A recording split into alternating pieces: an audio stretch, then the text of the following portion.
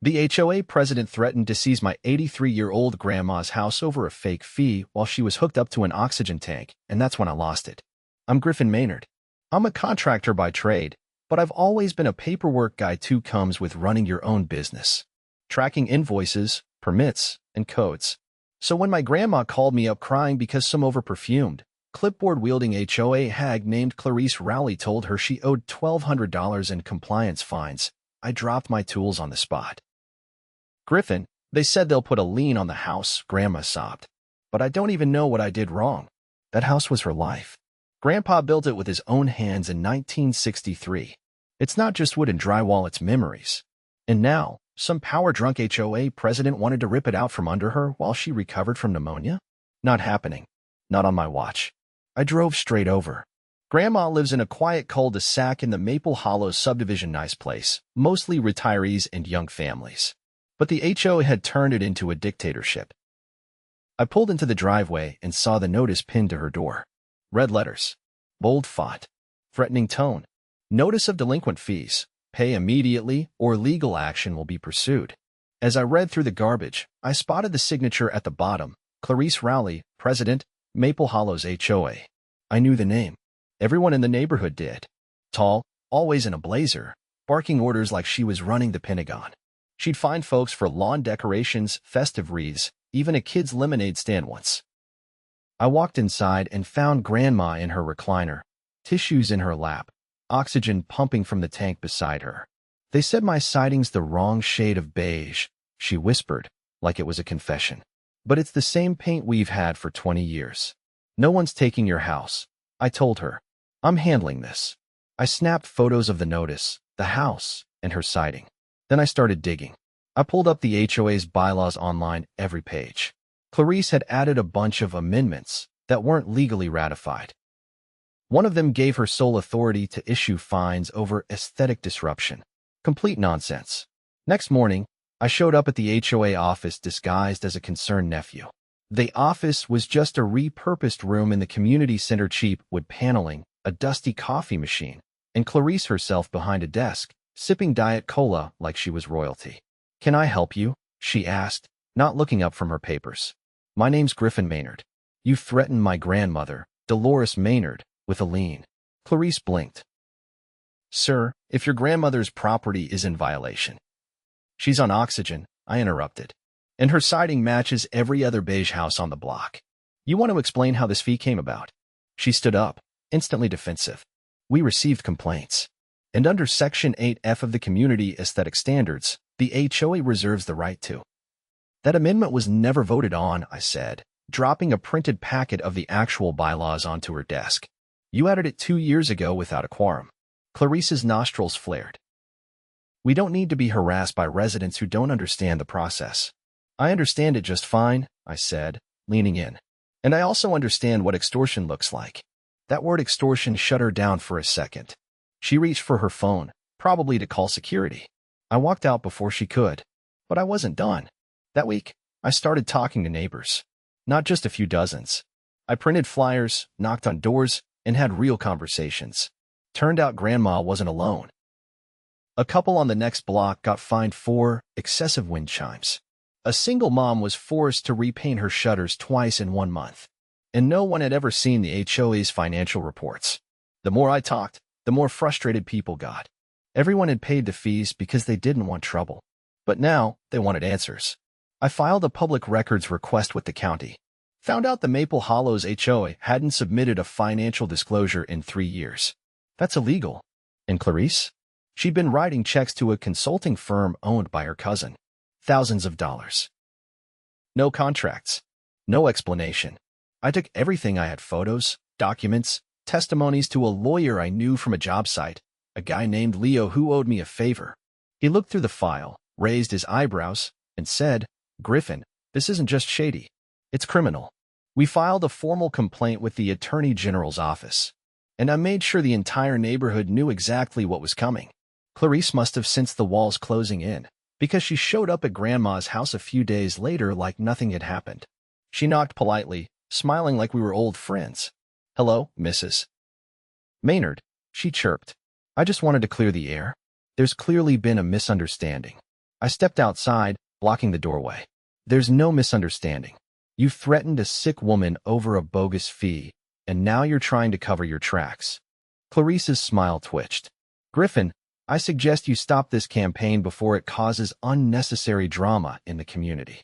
You should worry less about drama, I said, pulling out a manila envelope, and more about subpoenas. Her face drained when she saw the Attorney General's seal on the front. I shut the door in her face. And that's when things really started to unravel. The day after Clarice got served, the neighborhood felt different. There was a tension in the air, not fear. Not exactly, but the kind of quiet anticipation you get before a thunderstorm. People were suddenly outside more, chatting in driveways, glancing at the community bulletin board like it might burst into flames. And for the first time in years, no one was pretending everything was fine.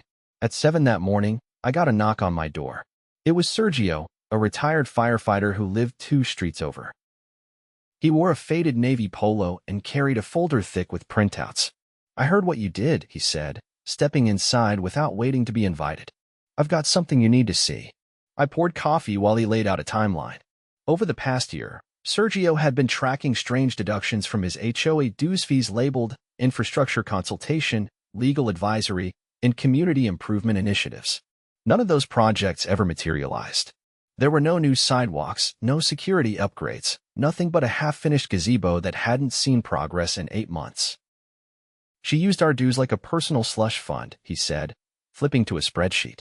I have every statement I've gotten since 2020. Totals don't line up. And get this, some months, my payment got lost, and I was charged a late fee. I scanned the documents. The names of the firms listed on the statements matched the one I'd found in my own digging companies with no online presence, no addresses, no staff directories. Phantoms. You mind if I pass this to the AG's office? I asked. Do it, he said. And Griffin? I'm not the only one. You might want to talk to Annie on Birch Lane. Her husband got hit with a lien last year. She's got records. Annie turned out to be a former bookkeeper who kept her HOA statements filed in color-coded binders. Her husband had passed 6 months ago, and she hadn't fought the lien at the time. She just paid it to avoid the stress. I never believed it was legitimate, she told me, flipping through one of the binders. But I was grieving. I didn't have the energy to push back. The lien had been processed through a firm called Rowley and Associates. That was the first time I saw Clarice's name attached to anything official beyond the HOA. I ran the name through a legal database. It wasn't a law firm. It wasn't even registered with the state. It was a shell. Clarice was funneling fines through fake entities to make them look legal, then pocketing the cash. That's when it went from shady to criminal. I sent everything to Leo. He responded in less than 10 minutes. This isn't just fraud, he said. It's racketeering. She's built a money laundering operation under the HOA's name. We looped in the state attorney's office, then the county's Department of Consumer Protection, then the IRS. I spent the next 2 days fielding calls from investigators. They asked for every document, every name, every receipt. I gave them everything. Then, on Friday morning, the community center parking lot flooded with unmarked sedans. Suits and badges climbed out, fanning across the property. By the time I got there, Clarice was being walked out in handcuffs, hair askew, blazer wrinkled, her mouth twisted in disbelief. She wasn't alone. 2 other board members followed behind her, both looking like they'd swallowed nails. A few neighbors watched from across the street. No one said a word. Clarice shouted as the agents opened the car door. This is a mistake. I've done nothing wrong. These people don't understand the law. No one looked convinced. The following week, a temporary administrator from the state took over the HOA. His name was Marcus Bell, and he had the kind of calm, clipped speech of someone who'd seen 1,000 messes just like this. He called a community meeting in the school auditorium. I sat near the front with Sergio, Annie, and a few others who'd helped gather evidence. Marcus stepped to the mic. I know this is a lot to take in, he began. But let me assure you, this is not the end of your community. It's the beginning of a better one. He explained what the investigation had uncovered. Clarice and her board had embezzled over $200,000 in resident funds over the last 4 years. They'd forged signatures, created false compliance notices, and issued dozens of liens through fake legal entities. Several homeowners had paid thousands under threat of foreclosure. Some had even sold their homes under duress. Gasps rippled through the room. I saw jaws clench, eyes redden. Sergio folded his arms so tightly across his chest, his knuckles turned white. Marcus continued, "The Attorney General's office is pursuing criminal charges. This is no longer a civil matter.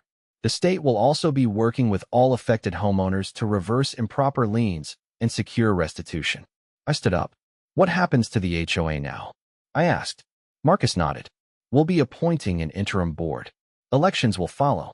But going forward, all financial activity will be transparent. No more secret budgets. No more phantom consulting firms." He looked directly at me. "And if anyone here wants to be part of that rebuilding process, I think you've already proven yourself." That night, the neighborhood felt different again. Not tense lighter. People waved when they passed each other. Curtains were open again. Kids played in the street.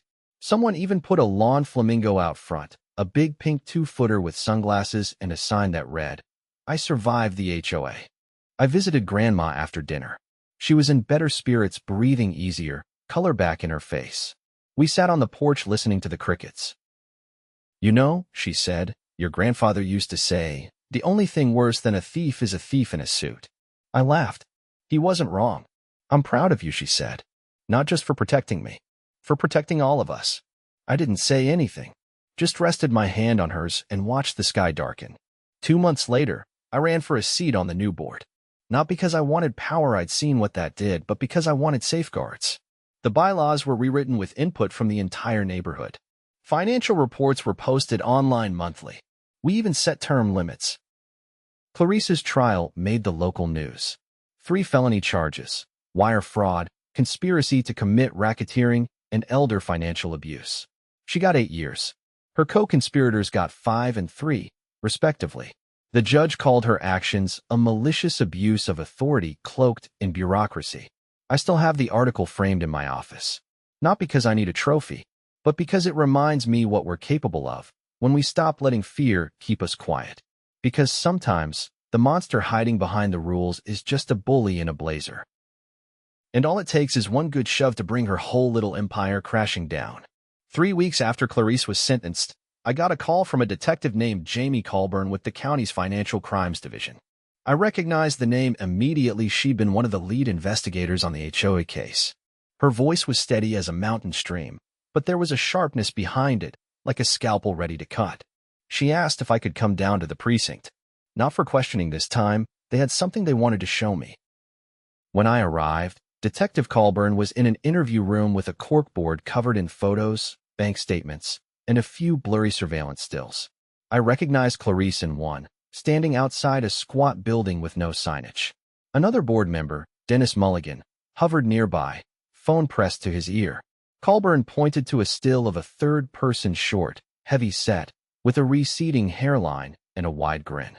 I didn't recognize him. "That's Victor Salgo," she said. "He's not on any HOA paperwork, but he shows up in connection with every fake consulting firm the board funneled money through. He's the one who cashed the checks." "How's that possible?" I asked. "Don't those firms have to be registered somewhere?" They were, just not as businesses. They were registered as religious nonprofits. That let them sidestep scrutiny and taxes. Clerical loopholes barely legal in theory, completely illegal in practice when you're laundering money through them. Colburn handed me a folder stamped confidential. Inside were copies of wire transfers, receipts for community outreach programs, and a photo of a warehouse full of boxed electronics, flat screens, stereo gear, even high-end treadmills. "These were purchased using HOA funds," she said. "They were marked as wellness center equipment in the reports, then resold through Victor's pawn shops in 3 counties. I felt my stomach twist. So it wasn't just about lining their pockets. They were running a whole operation. Exactly. This wasn't petty fraud. This was an organized criminal enterprise posing as a neighborhood association. Colburn said they were preparing a federal indictment. Racketeering, wire fraud, tax evasion, money laundering, each count carried serious time. And now, the feds were involved. They needed one last thing: someone from the community to testify in front of the grand jury. Not about Clarice, she was already convicted, but about the broader scheme. Someone who had tracked the documents, spoken to victims, and had first-hand experience with the tactics they used to silence dissent. I didn't hesitate. The federal building downtown was a fortress of glass and steel. Inside, everything was sterile: gray walls, white lights, security guards who didn't blink. When they led me into the grand jury chamber, I wasn't allowed to bring notes or a phone, just my memory and a sworn oath. The jurors were stone-faced. No one interrupted. No one smiled. I explained how it started with my grandmother's bogus fine, and how that led to uncovering a network of fake fees, forged legal threats, and falsified votes. I laid out the paper trail. Every shell company. Every unexplained expenditure. When I mentioned the warehouse full of electronics, one juror's eyebrows lifted for the first time. When I finished, the prosecutor nodded and told me I could leave. 2 weeks later, 32 indictments were handed down. Not just Clarice's immediate circle, but their accomplices, accountants who signed off on fake audits, notaries who rubber-stamped phony signatures, even a zoning officer who looked the other way when Clarice violated permit laws to funnel HOA money into her cousin's failing construction company. He'd been promised a cut once the neighborhood revitalization plan went through. The news broke like a thunderclap. It made regional headlines. HOA crime ring busted in multi-agency probe. The story ran with satellite photos of the warehouse, mugshots of the indicted, and a list of all the neighborhoods involved. Maple Hollows wasn't the only one. Clarice's network had infected 6 other communities across the county, all with similar patterns: inflated fees, sudden fines, and silent, terrified homeowners. I didn't know whether to feel relieved or furious. Probably some of both. Back home, the neighborhood was changing fast. The new interim board, composed of residents who'd never wanted anything to do with the HOA before, was working overtime. They held open meetings at the library. They launched a website with every transaction visible to the public. And they started refunding illegally collected fines from a restitution fund granted by the state. One afternoon, as I was installing a new fence post behind Grandma's garage, I heard the gate swing open. I turned to see a teenage girl with a clipboard, Aisha, from down the street. She was the one who'd been fined for selling lemonade the year before. Her mother walked a few steps behind her, smiling cautiously. "Mr. Maynard?" Aisha asked. "Can I ask you something?" I leaned on the shovel and nodded. "We're trying to start a community garden in the empty lot next to the playground. The HOA used to say no, but, well, things are different now. We got permission. We just need help building the beds." She held out a hand-drawn map of raised plots, water barrels, and a composting section. It was detailed and smart. I grinned. "I've got extra lumber and a free weekend." They cheered like they'd won a prize. That weekend, half the neighborhood showed up to help. Retirees brought tools. Kids dragged hoses. A young couple brought a truckload of mulch. We laid the foundation for something better, something that belonged to everyone again. The truth was, Maple Hollows had never needed an HOA. It had needed neighbors. Still, some wounds ran deep. Annie mentioned she was considering a class action lawsuit against the former board. Not for money, for accountability. She wanted an official record that what they'd done wasn't just wrong, it was harmful. I told her I'd support it. A month later, I went back to speak with Detective Colburn. She'd moved offices since the investigation wrapped. Her new space had a window and a small cactus by her computer. She looked more relaxed, but the edge was still there. "Thought you should see this," she said, sliding a letter across the desk. It was typed on Department of Justice letterhead. It confirmed that Maple Hollows HOA was officially dissolved. The neighborhood had voted to disband it entirely, with the city agreeing to take over basic services like trash and snow removal. The bylaws had been nullified, the fines annulled, the liens erased. Colburn looked up at me. "You know, we've dealt with HOA fraud before, but never at this scale. Most people don't fight back. They pay, they move, they stay quiet. I didn't have that option," I said. "I had someone worth fighting for." She nodded slowly. "You saved a lot of people, more than you know." As I left her office, I passed a bulletin board near the hallway. Pinned there was a copy of the front page from the day the indictments hit. My name wasn't mentioned. That was fine. I hadn't done it for recognition. Back at the house, Grandma had taken up painting again. Her oxygen tank was gone now. She moved a little slower, but her spirit had returned. She converted the old sunroom into a mini studio, with mason jars full of brushes and canvases stacked against the wall. She showed me a new piece, a wide shot of the cul-de-sac at dusk, with porch lights glowing and kids riding bikes in the distance. I noticed something in the corner of the canvas: a lawn flamingo, perched beside a rose bush, wearing a tiny wooden gavel around its neck. She winked. It was the best thing she'd ever painted. The garden beds behind the playground were starting to sprout. Carrots, kale, squash. People brought whatever they had. And for the first time in years, the neighborhood felt like it belonged to itself again. It was subtle, but undeniable. Kids played louder.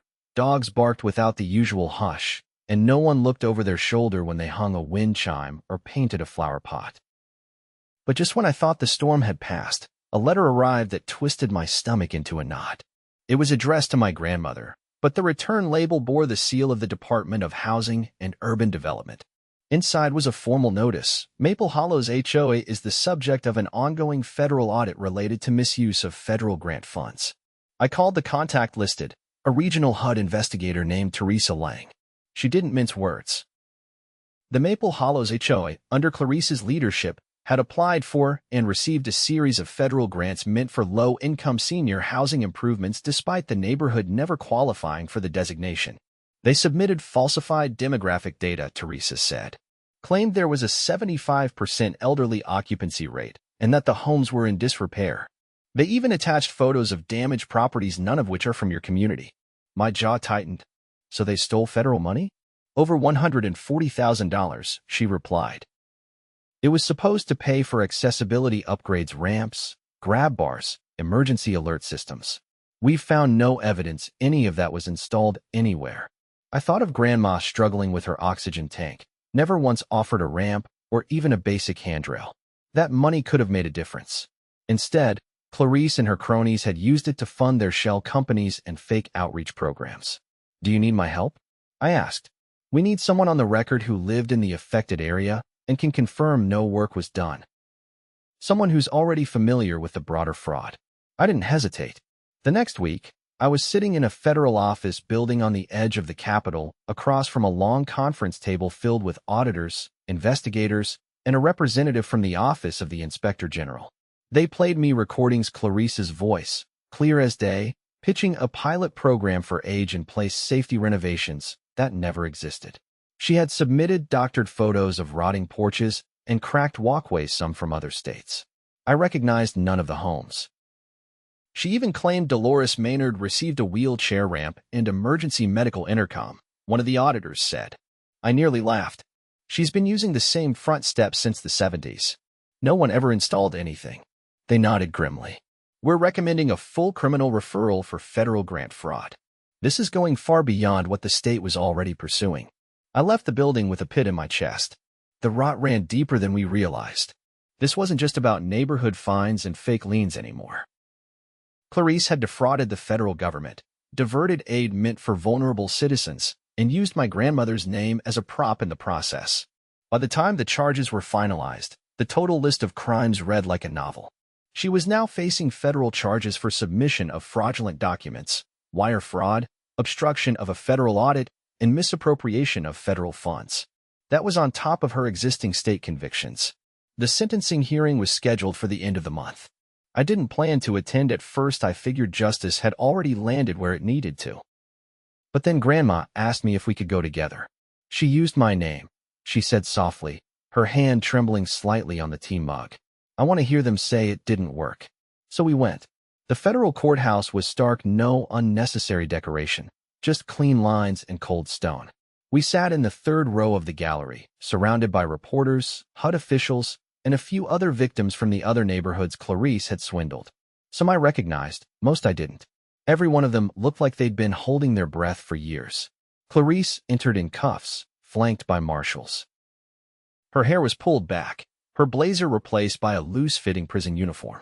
She looked smaller now, less imposing. Her eyes scanned the room, but when they landed on me and Grandma, she looked away. The judge was direct. He read through the list of charges with a voice like a gavel. No drama, no flourishes, just facts and consequences. He spoke of the elderly homeowners she had exploited, the public trust she had violated, and the ripple effect of fear and insecurity she had created. You wore the mask of community leadership, he said, while committing crimes that undermined the very people you claimed to protect. Then he handed down the sentence. 25 years in federal prison, to be served consecutively with her 8-year state sentence. No parole. No early release. The courtroom was silent, but the air felt lighter. Afterward, in the hallway outside, Grandma squeezed my hand. She thought no one would fight back, she said. That people like me would just fade into the background. She underestimated the wrong family, I said. Back in Maple Hollows, the changes kept coming. With the HOA officially dissolved and city services now in place, the neighborhood adapted quickly. Folks started organizing their own projects, voluntary, transparent, cooperative. We built a real accessibility ramp for Grandma, this one funded by neighbors who passed around a donation jar at the community garden. The house across the street, once shuttered and silent, was purchased by a young couple who wanted to raise their kids somewhere calm but not quiet. They brought life back to its solar panels, a porch swing, and a hand-painted mailbox that said, "Welcome, stranger." One evening, just after sunset, the garden group hosted a block dinner. Long folding tables stretched down the street, covered in homemade dishes, paper lanterns swaying in the breeze. Aisha played guitar while her mother handed out cups of peach iced tea. I stood near the grill with Sergio and Annie. We didn't talk about the HOA. There was nothing left to say. We talked about compost ratios, rain barrels, and how to keep squirrels out of the squash beds. Later that night, as I walked Grandma home, she stopped at the edge of her lawn and looked over the neighborhood. Funny, she said. It took all that mess to bring us together. Maybe that's the only good thing she ever did, I said. By trying to control everything, she reminded us what real community looks like. Grandma nodded. You think it'll last? I looked around at the open driveways, the shared laughter, the freedom in the air. It will, I said, because now we know what we're protecting. The next morning, I found a small envelope taped to my workshop door. Inside was a thank you card, hand-drawn in crayon. It showed a flamingo wearing a cape, standing on top of a house with beams of light shooting behind it. On the bottom, in big crooked letters, it read, "Thanks for saving the neighborhood." I pinned it above my workbench and got back to building the next garden bed. There was still work to do, but now it was our work. No fines, no threats, just a community that had finally remembered it didn't need a president in a blazer to decide how it lived. It just needed each other.